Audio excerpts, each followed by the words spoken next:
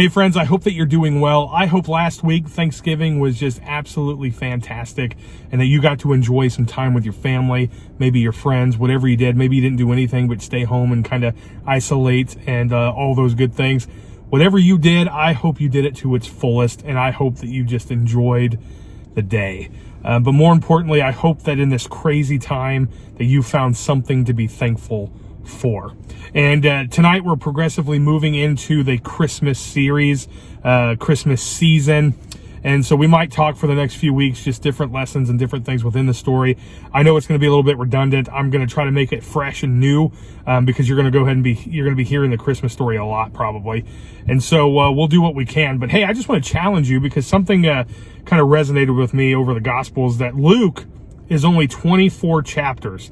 And so if you would have started yesterday, you could read every night a chapter from the book of Luke, and you can go through the entire Gospel of Luke in 24 days. That means by Christmas Eve, you will have read the entire life of Christ, according to Luke, from the birth all the way to the resurrection. And it is an incredible journey. And so every night, if you could get together with your family, maybe you personally just go through this journey and read the Gospel of Luke, just one chapter a night, starting with yesterday. So if you're going to start tonight, I'd challenge you to read chapter 1 and chapter 2 so you can get caught up. And if you could do one chapter a night, by the time you get to December 24th, Christmas Eve, you will have read the entire Gospel of Luke, an account of the life of Christ. And that's pretty cool, right? And especially if you've never understood who Jesus was, or you're just trying to dig in and try to figure out who this guy is that we talk about all the time, this is a great challenge for you. If you have kids, if you have little ones, this is a great challenge for you to invite them into this journey with you and just go through the Gospel of Luke together. And then by Christmas morning, you can wake up and celebrate something incredible. And so it's just a cool thing to do. I challenge you to be involved in that. Just kind of walk through the book of Luke and just see how that impacts you. I just invite you on that journey. And so I'm going to kind of summarize chapter 1 for you if you don't get a chance to go back and catch up. That way tonight you can start with chapter 2. And we may not progressively go through every chapter because that would be a lot to talk about next week. But you can kind of go through it on your own. And if you want to talk about it, if you want to ask questions and you want to just kind of tell me what it's been like for you, that'd be awesome. I'd love to hear those things. I'd love to hear your questions. I'd love to hear your stories on what reading the Gospel of Luke has done for you and maybe how it's introduced you in a new way to Jesus. And so I invite you to go on that journey with me. I'm going to do it myself. And so let me just kind of summarize Luke 1 for you. It's talking about the birth of John, right? John the Baptist, the one who comes before Christ, the guy who sets the way, sets the tone for the Messiah who's coming, which is actually his cousin, Jesus. And so there's two miraculous things that happen at the very beginning of Luke. And the first one starts with John's birth, right? His dad, Zechariah, is a priest. Now, don't take that lightly. I mean, this guy is legit. Like, he's living a righteous life. He's trying to do all he can, but he is a priest, right? And so his wife, Elizabeth, she's barren. And not only are they barren, but they're older people. And so we don't really know how old they are. We just know that they're old enough that they have to recognize the fact that we may never have kids. And so I don't know what that is. I know God does things in weird ways sometimes. And I've heard of people who have been close to 50 who have become pregnant. And so I don't know what that age is. And I know that everybody is different. But we do know on several accounts that both Zechariah and Elizabeth know that, in fact, having kids is probably not a strong possibility, right? And so they end up casting lots to see who's going to be able to walk into the temple to light the incense, because everything is really meticulous in moments like this. And so not everybody was invited to go into the temple, whether you were a priest or not. There were certain duties that everybody had to do. And so they cast lots, which basically is like rolling the dice to see, okay, who's going to be the one going in this week. And this particular day happened to be Zechariah. And so he goes in there, which, by the way, just a little side note, I don't think anything happens on accident, right? I think that God is always orchestrating something in the scenes. And so what may look like an accident or just seem to be a coincidence is probably more of a God instance and something that he is orchestrating behind the scenes that you and I may never, ever know about. And this is a moment that I believe is happening like that. You see, so Zechariah goes in there, he gets ready to light the incense, and behold, there is an angel on the right side where he's walking in. He just looks up and there's this angel. Could you imagine seeing in full view an angel, not just any angel, an archangel, Gabriel, in fact, the messenger of God. He is standing there in full form and full glory, whatever that looks like. I can only imagine how crazy that moment would have to be for Zechariah. In fact, the Bible says that Zechariah was terrified. I mean, an angel is probably the baddest being in the entire universe, and he is standing right there by Zechariah. And Zechariah, the Bible says, was terrified. And I try to put myself in that story, and I can't even imagine how crazy that would be to stand in the face of an archangel like Gabriel. And so what Gabriel says, he says, hey, don't be afraid. I'm coming with good news. I come to bring you a message from God. And basically he says, your prayers have been answered. So what we know about this story is that Zechariah has been praying for God to bring him a son, to bring him something, someone that they can give birth to and cherish and love, just like any parent would, right? Anybody who desires to be a parent, I mean, that has been our prayer for a long time, is Lord, bless us with a family. You know, there are good parents out there who are barren, and I hate walking through those journeys because it's hard questions like, God, why? Why won't good parents get blessed with great pregnancies, with great children of their own? And it's heartbreaking to walk through that. And God usually fulfills this in a different way, whether it's through fostering or adoption, and those lives end up being fulfilled. But I've been around people who have really been hurt by this idea of not being able to have children. And I can sympathize to a degree, but I don't know what that feels like. But I do know that there is a moment in my life where I've prayed this prayer. Lord, I know that you love me. I know that you care for me.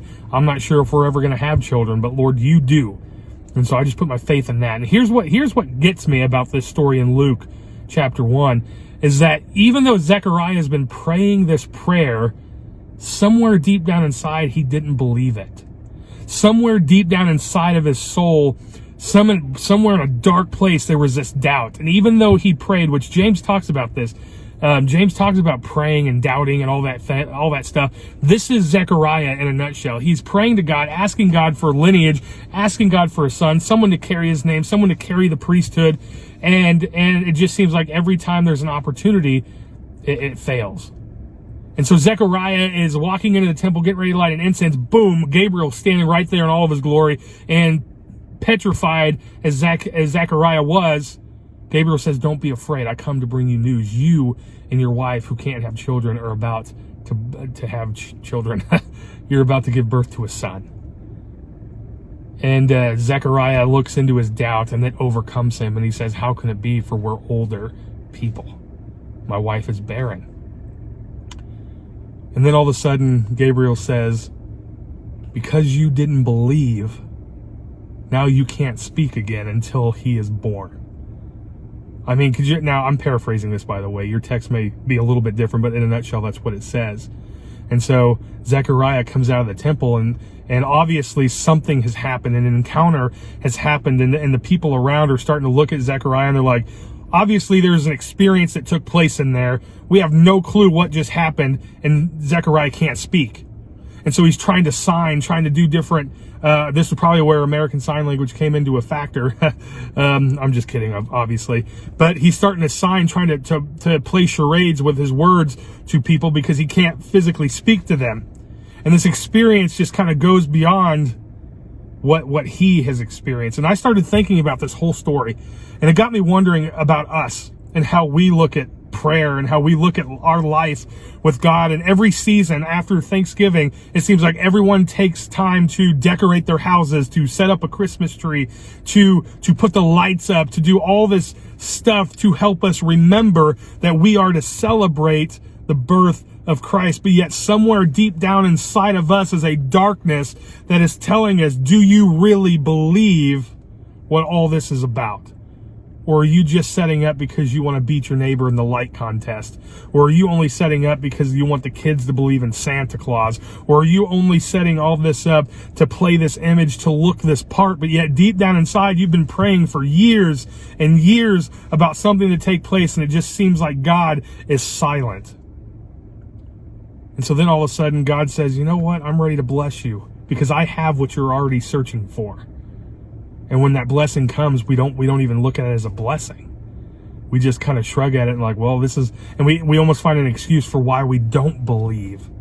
And so I want to challenge you this week with this idea that look around you, look at all the signs, look at all the things that remind us about who Jesus is, and start to look in your soul and ask yourself this question: do I actually believe in the power of prayer? Do I actually believe in the God that I worship? Do I actually believe in the virgin birth and all of this stuff that Christmas is supposed to represent? Or am I just walking through the motions because it's what I've been told to do? You see, Zechariah doubted what the angel came to say. And because of that, he was mute. But here's the thing: God still came through with the blessing. God still came through with the blessing, because then when the baby was born, everyone assumed that they would name him Zechariah after the family, because that's what you did. You named your children based on your family, whatever ran in the family, whatever was the most popular name there. It kind of transcended down, and you had this long lineage of people. And if it wasn't about family, you gave it a strong name of something that you wanted your child to become, right? Your name represented something. And so when they're thinking and asking, what's the baby's name going to be? Are you going to name him Zechariah? Elizabeth says, no, his name is John. And then they look at Zechariah kind of confused, like, well, John's not in our family name. Like, where in the world do you get that kind of name? And so Zechariah signs, and he says, his name is John. And at that very moment, John's voice comes back. And you would think he'd be upset with God. God, you just took my voice. What in the world's wrong with you? But he doesn't. It says, as his voice came back, it came back praising God to the fullest, because he has a son, and that son is John. You know, God could have just said, you know what, if you don't want to believe in me, that's fine. You know what, I'll take the blessing and I'll go somewhere else to someone who does care about the blessing. But he didn't. He honored his blessing to Zechariah, and he gave him his son, John. And John comes and paves the way for the Messiah, Jesus, whom we celebrate this season. So I don't know what it is in your life. I don't know where you are. I don't know how you're struggling with your doubts, and how all this stuff about church and about God and about Jesus is going on in your life. But this is a season that we're supposed to remember. And sometimes if you're like me, we get caught up in the moment and we forget about Jesus altogether. And then if you're even beyond that, sometimes you get wrapped up in the season, but you don't even really believe in why we celebrate it. You don't even know who Jesus is. And so I challenge you to read the book of Luke every day, one chapter. And let's get through this whole thing together. And if you're like Zechariah, and you know that there's a prayer deep within your heart that you're just asking God to come through with, trust that his plan is better. His ways are higher than your ways. His thoughts are higher than your thoughts. And put your trust in him, because he always comes through on his timing for what benefits your life in the long run. It may not look like what we picture in our mind, but God's got your best interest at heart. Friends, I hope you're having a great week. And as we dive into December, as we celebrate the end of this crazy, crazy year, I'm constantly reminded of how grateful I am, not just for you and for everyone around me and my family, but I'm grateful for a God who loves me, who cherishes me, and for him, I put my hope in. Have a great week, guys. We'll see you this weekend.